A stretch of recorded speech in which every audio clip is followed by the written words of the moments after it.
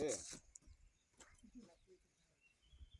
Kule kwenye mgodi wa mwanzo kule inaonekana kwamba wale mainjinia wa mwanzo hawakufanya vizuri, lakini sasa naona kwamba nije kwenye mgodi namba 2, naona kwamba sasa pale ndo tutapata madini ambayo yenye uhalisia. Yeah. Lazima tupeleke South Africa. Subiri engineer. Subiri. Hey.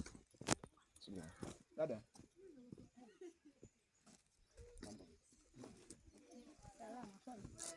Kwema. Mimi naitwa Engineer Elias Mapene. Ile migodi ya Kakola kule kama unaona pale njia ya kuelekea Kahama kule ndo sisi ambao tunamiliki ile migodi. Sasa mgodi nimekuona sasa kama kusalimia kidogo. Una simu kidogo? Sina hapa, nimeiachaji kwa weka kaka.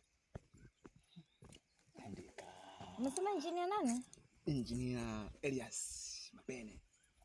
Watu wenye hela zao. Unapatikana muda wote? Kwanza unaitwa nani? Naitwa Mariam.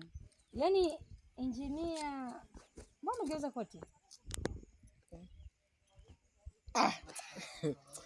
Unajua bwana Mariam bwana, pale kuna muda fulani fika pale. Hebu nisikie kwanza. Nikaamua kwanza nibadilishe kidogo. Sasa kwenye kubadilisha pale nikageuza bwana. Unajua pesa zikiwa nyingi. Mpaka hata kugeuza koti kitu cha kawaida. Kofia unaona hapa. Engineer wa madini. Una baya. Sisi hela kwetu ni kawaida. Pesa kwetu ni kitu cha kawaida sana.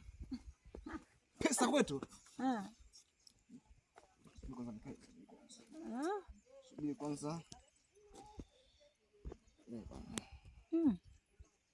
Jamani. Hii ndo kampuni yetu. Hii kampuni ya madini ya TPC hiyo. Hii si kampuni ya sukari wewe.